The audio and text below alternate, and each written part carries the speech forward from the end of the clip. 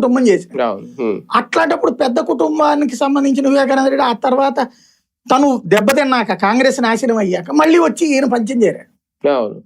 చేరి మళ్ళీ sentiment rise చేసుకొచ్చాడు. అంతకుముందు సెంటిమెంట్ ని పక్కన పెట్టినోడు మళ్ళీ సెంటిమెంట్ ని వాడటం బిగించేశాడు. అప్పుడు పర్లేదులే అని ఎమ్మెల్సీ ఇచ్చాడు.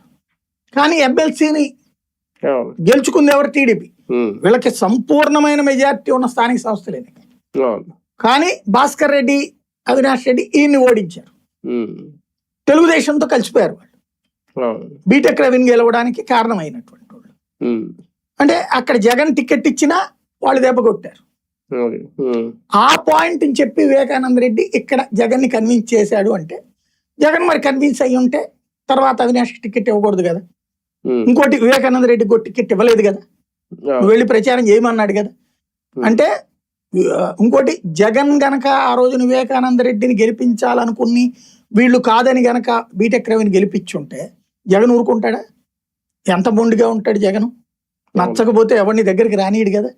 అట్లాంటి వాడు రానిచ్చాడంటే అవినాష్ రెడ్డిని జగనే టికెట్ ఇచ్చి ఓడగొట్టించాడు అని కూడా అనుకోవచ్చు కదా వివేకానంద రెడ్డి. అట్లాంటి మనిషి వివేకానంద రెడ్డి కోసం అవినాష్ రెడ్డిని పక్కన పెడతాడా? అవినాష్ రెడ్డికి జగన్ కి మంచి జిగిరి దోస్తి ఉంది అనేది అర్థమవుతుంది అక్కడ.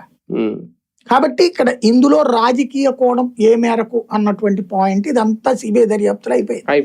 ఇప్పుడు ఇక మనీ లాండరింగ్ గనక అంటే భాస్కర్ రెడ్డి వాళ్ళ కుటుంబంలో